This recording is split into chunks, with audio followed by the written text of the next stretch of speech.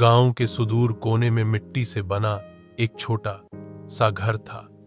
उस घर में रहती थी सीता और उसकी गोदी में पलता था उसका नन्हा बेटा अर्जुन। पति का साया सिर से बहुत जल्दी उठ गया था। जीवन का भार अब अकेले मां के कंधों पर था। खेत खलिहान, मजदूरी, चौका, बर्तन सब कुछ वही करती और इसी बीच अपने छोटे अर्जुन को गोद में खिलाती, उसके भविष्य के सपने देखती। शाम का समय था। सूरज की आखिरी किरणें आंगन में उतर रही थीं। सीता चौकी पर बैठकर अरहर की दाल चुन रही थी। तभी 5-6 साल का अर्जुन दौड़ता हुआ आया और मां की गोद में सिर रखकर बोला। अर्जुन धीरे से, मां, आज मास्टर जी ने मुझे डांटा, कहते हैं मैं होशियार नहीं हूं। सीता प्यार से उसके सिर पर हाथ फेरते हुए, बेटा, मास्टर जी तुझे जगाने के लिए डांटते हैं। तू अगर पढ़ाई करेगा, मेहनत करेगा तो दुनिया तुझे सलाम करेगी। अर्जुन की आंखों में आंसू थे।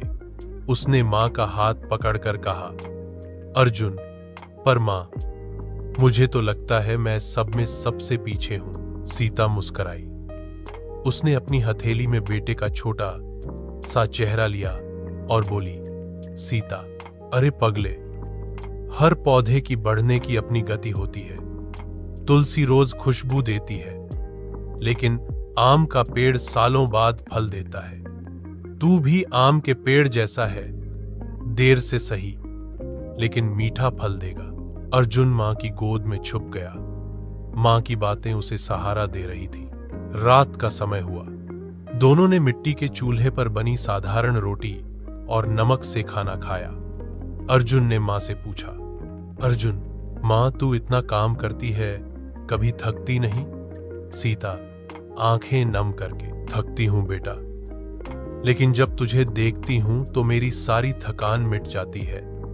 मां की सांसें तो बेटे के लिए ही चलती हैं। अर्जुन मासूमियत से बोला, अर्जुन, तो मां, मैं बड़ा होकर तुझे आराम दूंगा, तू काम नहीं करेगी, मैं तुझे बड़े घर में ले जाऊंगा। मां की आंखों से आंसू ढुलक पड़े। उसने बेटे को सीने से लगा लिया। बेटा, मेरे लिए सबसे बड़ा घर तेरी गोद है। तू जहां रहेगा वही मेरा महल होगा। उस रात मां बेटे ने चांद की तरफ देखा। अर्जुन ने कहा, मां, चांद कैसा है ना, जैसे तेरी आंख। सीता हंस पड़ी और बोली, और तू मेरा सूरज है जो मेरी जिंदगी को रोशन करेगा। धीरे धीरे अर्जुन सो गया। मां उसे देखती रही, सोचती रही कि यह छोटा सा पौधा एक दिन बड़ा होकर कैसे उसका सहारा बनेगा। बहुत बढ़िया। बरसों का समय कब बीत गया पता ही नहीं चला। छोटा सा अर्जुन अब किशोरावस्था में पहुंच चुका था। उसका चेहरा तेज से दमकता था, आंखों में सपने चमकते थे और माथे पर मेहनत का पसीना हमेशा तैयार रहता था। सीता की जिंदगी अब भी वैसी ही थी।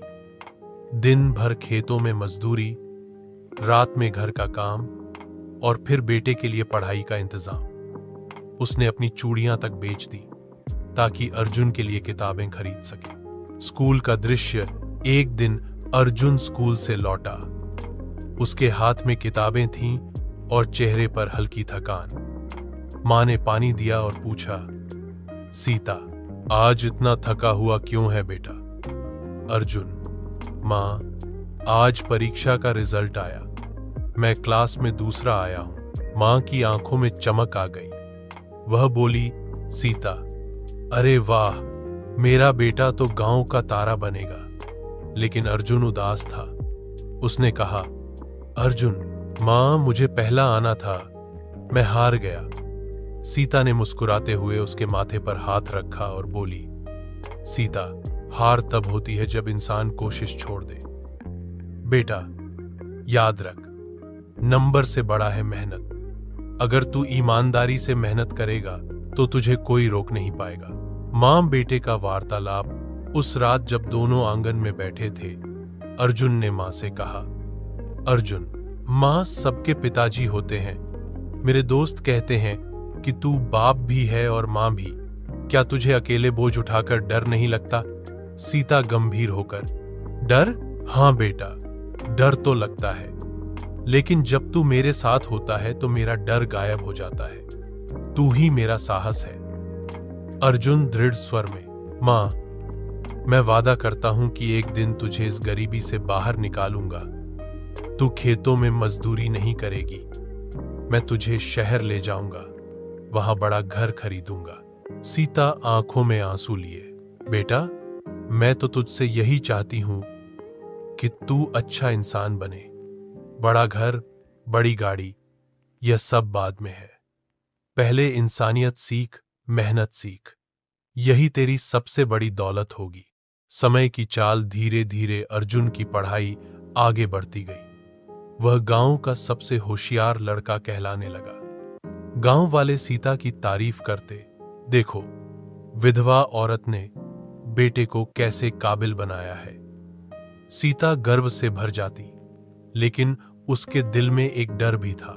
क्या शहर जाकर मेरा बेटा मुझे भूल तो नहीं जाएगा? नया रंग अब मां और बेटे के रिश्ते में नए रंग आने लगे। बचपन की मासूमियत अब युवावस्था की जिम्मेदारी में बदल रही थी। अर्जुन अब मां से बहस भी करने लगा। कभी कहता, मां, अब इतना मत रोको, मैं बड़ा हो गया हूं।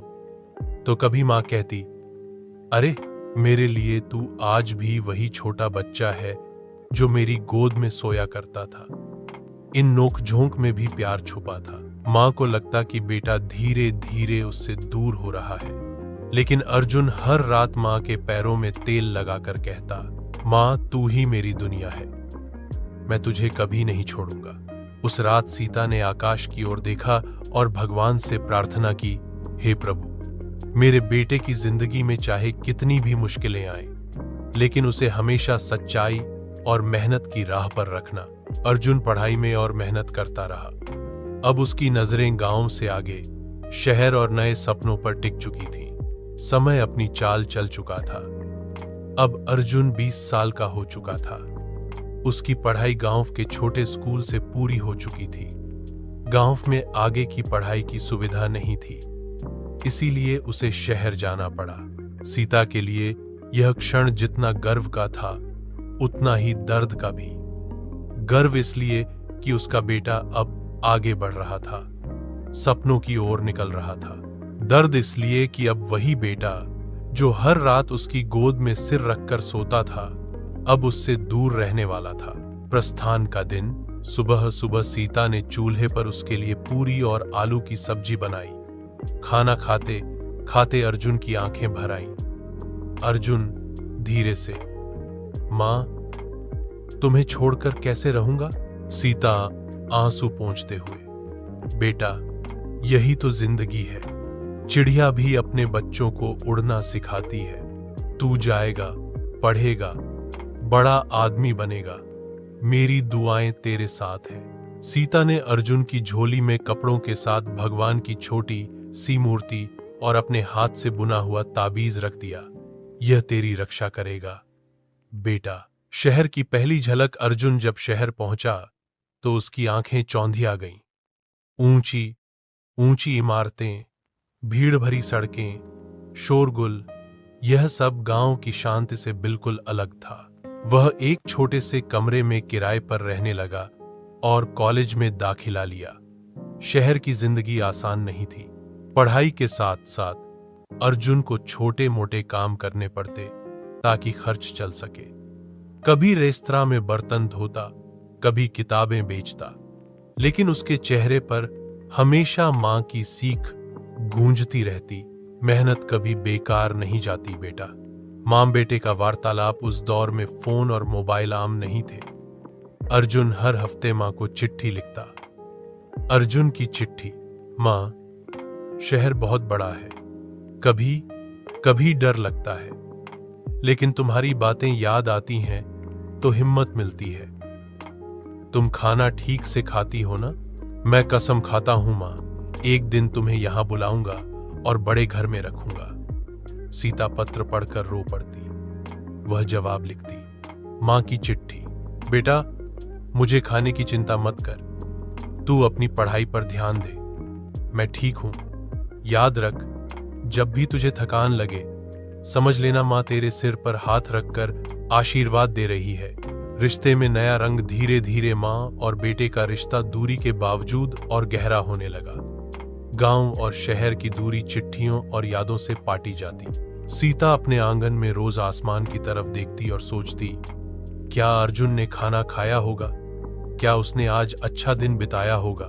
और अर्जुन हर रात हॉस्टल के कमरे में माँ की दी हुई मूर्ति के सामने बैठकर कहता, माँ तेरी दुआओं के बिना मैं कुछ नहीं कर सकता। संघर्ष की चोटी अर्जुन की मेहनत रंग लाई। कॉलेज में वह सबसे होशियार छात्रों में गिना जाने लगा। प्रोफेसर उसे छात्रवृत्ति दिलवाने में मदद करने लगे, लेकिन उसकी सबसे बड़ी जीत यह थी कि वह हर बार सफलता पाकर सबसे पहले माँ को चिट्ठी लिखता। माँ, आज मुझे स्कॉलरशिप मिली, यह तेरे त्याग का फल है। सीता ने गांव में पूरे मोहल्ले को मिठाई बांटी। मेरा बेटा पढ़ लिख कर बड़ा आदमी बनेगा। उस रात माँ बेटे ने फिर से एक ही आसमान देखा। सीता गांव से चांद को निहार रही थी और अर्जुन शहर की छत पर। दोनों के बीच दूरी थी, लेकिन दिलों की डोर पहले से भी मजबूत हो चुकी थी। समय के परिंदे कब उड़ जाते हैं कोई जान ही नहीं पाता।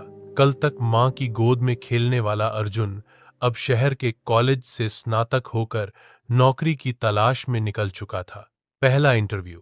अर्जुन ने कई जगह आवेदन दिया। आखिरकार उसे एक बड़ी कंपनी में इंटरव्यू का मौका मिला। सुबह वह मां का ताबीज गले में पहनकर गया। उसकी आंखों में आत्मविश्वास था और दिमाग में मां की सीख, सच्चाई और मेहनत से बड़ा कोई हथियार नहीं होता बेटा। इंटरव्यू कठिन था, लेकिन अर्जुन ने ईमानदारी और दृढ़ता से सब सवालों के जवाब दिए। कुछ दिनों बाद पत्र आया, प्रिय अर्जुन, आपको हमारी कंपनी में नौकरी मिल गई है। मां बेटे का वार्तालाप। जैसे ही अर्जुन ने चिट्ठी पढ़ी, उसकी आंखों में खुशी के आंसू आ गए। वह तुरंत मां को चिट्ठी लिख बैठा। अर्जुन की चिट्ठी। मां, आज तेरे बेटे को नौकरी मिल गई। अब तू खेतों में मजदूरी नहीं करेगी, अब तुझे सुख दूंगा। गांव में जब सीता ने यह चिट्ठी पढ़ी तो उसकी आंखों से आंसू बह निकले। वह आंगन में आसमान की ओर देखकर बोली, हे भगवान, आज मेरा श्रम सफल हुआ। मां का शहर आगमन। कुछ महीनों बाद अर्जुन ने मां को शहर बुलाया। जब सीता ट्रेन से उतरी तो उसके हाथ में वही पुराना थैला था जिसमें उसने जीवन भर अपना सामान रखा था। अर्जुन दौड़कर मां के पैरों पर गिर पड़ा। अर्जुन, मां देख, अब तेरा बेटा तुझे यहां लाया है। सीता ने बेटे का चेहरा चूमा और बोली, मेरा सपना पूरा हुआ बेटा, लेकिन याद रख, मैं जहां रहूंगी वहां मेरी दुनिया तेरे बिना अधूरी है। नया घर, नई जिम्मेदारी। अर्जुन ने मां को किराए के मकान में रखा। उसने मां के लिए पंखा, पलंग और गैस चूल्हा खरीदा। सीता ने मुस्कुराकर कहा, बेटा, ये सब तो है, पर मेरे लिए सबसे बड़ी दौलत तेरे साथ बैठकर 2 निवाले खाना है। रात को दोनों ने एक साथ रोटी खाई। मां ने बेटे से कहा, अर्जुन, अब तू बड़ा आदमी बन गया है, लेकिन बेटा एक बात याद रखना, जितना बड़ा आदमी बनो उतना ही बड़ा दिल भी रखना। शादी का प्रसंग। अब मां को यह चिंता सताने लगी कि बेटा नौकरी तो कर रहा है, लेकिन अकेला है। एक रात मां ने धीरे से अर्जुन से कहा, सीता, बेटा, तू अब बड़ा हो गया है, तेरा घर बसाना जरूरी है। बहू आएगी तो घर में रौनक होगी। अर्जुन ने मां की आंखों में झांका और बोला, अर्जुन, मां, मुझे तेरे सिवा किसी की जरूरत नहीं, तू ही मेरी दुनिया है। मां मुस्कुराई, लेकिन दिल में जानती थी कि जिंदगी के सफर में एक साथी का होना जरूरी है। उस रात अर्जुन देर तक जागता रहा। उसके मन में मां की बात गूंज रही थी, क्या सचमुच अब समय आ गया है कि मेरी जिंदगी में कोई और भी आए। दिन गुजरते गए। अर्जुन नौकरी में व्यस्त रहने लगा। सीता को खुशी थी कि उसका बेटा अब अपने पैरों पर खड़ा है, लेकिन मां के मन में एक ही चिंता बाकी थी, अर्जुन का घर बसाना। बहू का चयन। गांव में रिश्तेदारों के जरिए एक रिश्ता आया। लड़की का नाम था संध्या। पढ़ी लिखी, शालीन और समझदार।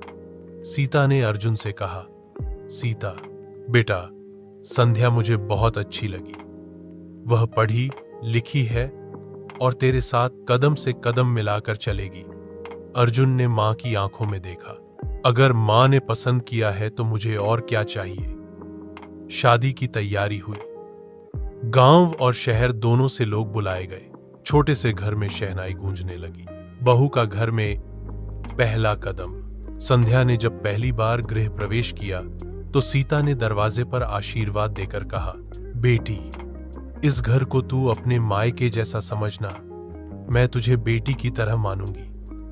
संध्या ने भी पैर छूकर कहा, मां जी, मैं कोशिश करूंगी कि आपको कभी शिकायत का मौका न दूं। शुरुआत में सब कुछ बहुत अच्छा रहा। सीता को लगा कि अब उसका बेटा अकेला नहीं है। अर्जुन भी खुश था कि मां और पत्नी दोनों एक दूसरे को समझ रही हैं। धीरे धीरे बदलाव। लेकिन वक्त बीतते बीतते छोटी छोटी बातें रिश्तों में दरार डालने लगी। एक शाम अर्जुन ऑफिस से थका हारा लौटा। वह सीधे मां के पास गया और बोला, मां, आज बहुत थकान है, जरा पानी दे दो। संध्या ने यह सुना तो मन ही मन सोची, अब मैं भी तो घर की बहू हूं, पानी मुझसे क्यों नहीं मांगा। अगले दिन अर्जुन मां के हाथ का बनाया खाना खाने बैठा। संध्या बोली, आपको हमेशा मांझी के हाथ का ही खाना पसंद है क्या? कभी मेरा भी चख लीजिए। अर्जुन ने हंसकर कहा, अरे संध्या, मां के हाथ का स्वाद अलग ही होता है। बचपन से यही खाता आया हूं। यह सुनकर संध्या का चेहरा उतर गया। मां और बहू के बीच खींचतान धीरे धीरे मां और बहू के बीच अदृश्य खिंचाव बढ़ने लगा। संध्या को लगता कि मां हर जगह हावी रहती हैं। सीता को लगता कि बहू बेटा छीन रही है। एक दिन संध्या ने सीता से कहा, संध्या नाराज होकर, मां जी, अब यह घर मेरा भी है। हर बात में आपकी राय क्यों जरूरी है? सीता चुप रह गई। उसने सोचा, शायद मैं सचमुच बेटे और बहू के बीच दीवार बन रही हूं। अर्जुन दोनों को खुश रखने की कोशिश करता। कभी मां को समझाता, मां संध्या नहीं है, उसे समय दीजिए। तो